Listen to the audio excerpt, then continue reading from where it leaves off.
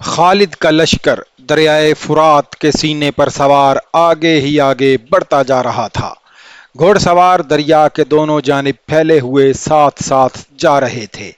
ہر لمحہ توقع تھی کہ ہیرا کی فوج کسی مقام پر حملہ کرے گی، لیکن اس فوج کا دور دور تک کوئی نشان نظر نہیں آتا تھا۔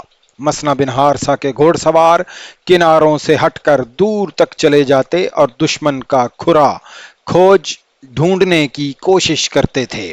خالد کو معلوم تھا کہ ہیرا کی جنگ بڑی خون ریز ہوگی۔ مسنا بن حارثہ نے معلوم کر لیا تھا کہ عزادوا نے ہیرا میں بہت بڑا لشکر جمع کر رکھا ہے۔ خالد کا جذبہ اور عزم تھا کہ وہ دشمن کے ایک بڑے ہی مضبوط فوجی اڈے کی طرف بڑھے جا رہے تھے، ورنہ مسلمانوں اور آتش پرستوں کی جنگی طاقت کا تناسب ایسا تھا کہ خالد کو ایک قدم اور آگے بڑھانے کی بجائے واپس آ جانا چاہیے تھا، مگر خالد ملک گیری کی ہوس سے یہ خطرے مول نہیں لے رہے تھے، بلکہ وہ اللہ کے حکم کی تعمیل کر رہے تھے۔ اسلام کے پڑوس میں اتنے بڑے اور بہت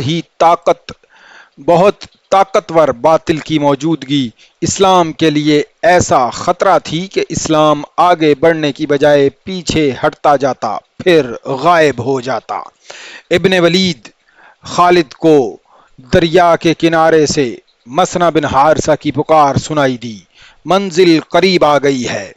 خالد نے اپنے کشتی رانوں سے کہا کہ کشتی کنارے کے ساتھ لے جائیں اور انہیں اتار کر کشتی آگے لے جائیں۔ مسنا اس علاقے سے واقف تھا، پھر بھی اس نے اس علاقے کے 2 آدمیوں کو پکڑ کر کچھ انعام دیا اور رہنمائی کے لیے انہیں اپنے ساتھ رکھ لیا۔ خالد جب کنارے پر اترے تو مسنا نے اپنے ایک سوار سے کہا کہ وہ گھوڑا خالد کو دے دے۔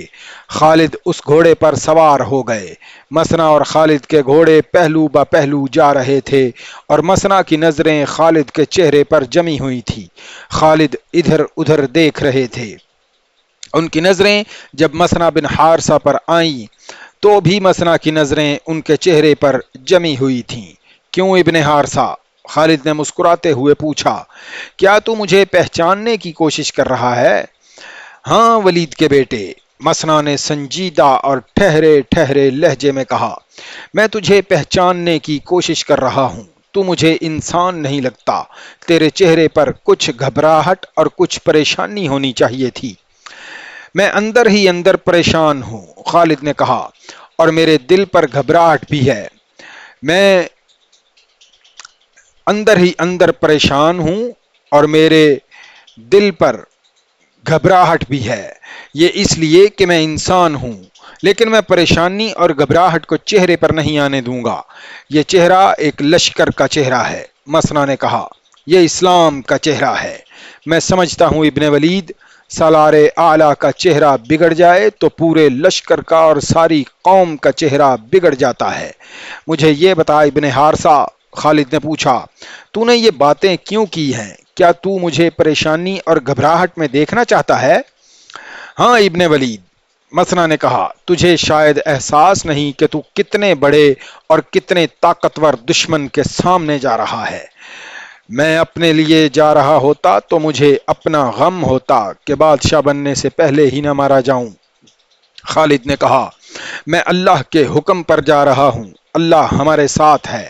مجھے اور تجھے گھبرانے کی اور پریشان ہونے کی ضرورت نہیں۔ مجھے یہ بتاؤ کہ آگے کیا ہے؟ مسنا نے ان 2 آدمیوں کو بلایا جو اس علاقے کے رہنے والے تھے اور انہیں کہا کہ وہ بتائیں کہ آگے کیا ہے۔ ان دونوں نے بتایا کہ آگے ہیرا ہے اور وہاں تک زمین کیسی ہے۔ خالد نے ان آدمیوں کو وہاں سے ہٹا دیا اور مسنا کے ساتھ ہیرا پر حملے کی اسکیم بنانے لگے۔ ہیرا فرات کے کنارے پر واقع تھا۔ خالد نے اپنے سالاروں عاصم بن عمر اور عدی بن حاتم کو کشتیوں سے کنارے پر بلایا۔ میں مان نہیں سکتا کہ آتش پرست ہمیں ہیرا کے راستے میں نہیں روکیں گے، خالد نے کہا۔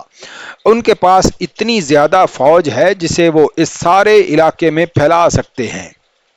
تمام عیسائی بھی ان کے ساتھ ہیں۔ اگر ہم ہیرا کے سامنے جا کر کشتیوں سے اترے تو دشمن وہیں ہم پر حملہ کر دے گا۔ ہم ہیرا سے دور کشتیاں چھوڑ دیں گے۔ خالد بیٹھ گئے اور اپنی تلوار نکال کر اس کی نوک سے ہیرا کا محل وقوع اور اپنی پیش قدمی کا نقشہ بنانے لگے۔ انہوں نے اس مقام سے جہاں وہ کھڑے تھے ہیرا تک پہنچنے کے راستے کی لکیر بنائی، جو سیدھی نہیں تھی بلکہ یہ نیم دائرہ تھا۔ انہوں نے یہ لکیر ایک مقام پر ختم کی جو ایک قصبہ تھا، یہ ہیرا سے تقریباً 3 میل دور تھا۔ اس قصبے کا نام خورنق ہے۔ خالد نے کہا، ہم اس کے قریب سے گزریں گے اور ہیرا کی طرف تیزی سے بڑھیں گے۔ توقع یہی ہے کہ آتش پرست شہر سے کچھ دور ہی ہمارے راستے میں آ جائیں گے۔ میرے بھائیوں، یہ لڑائی خوفناک ہوگی۔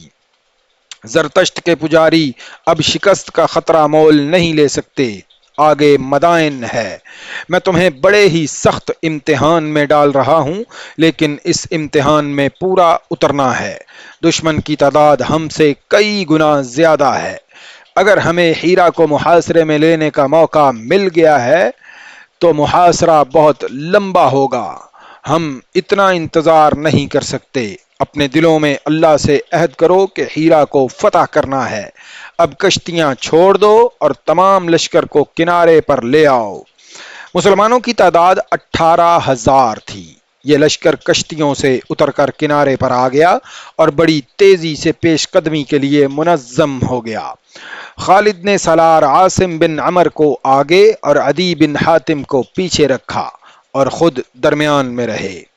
مسنا بن حارثہ کا سوار دستہ ہراول کے طور پر لشکر سے کم و بیش 1 میل آگے نکل گیا تھا۔ خالد کے حکم سے مجاہدین کا لشکر خاموشی سے جا رہا تھا۔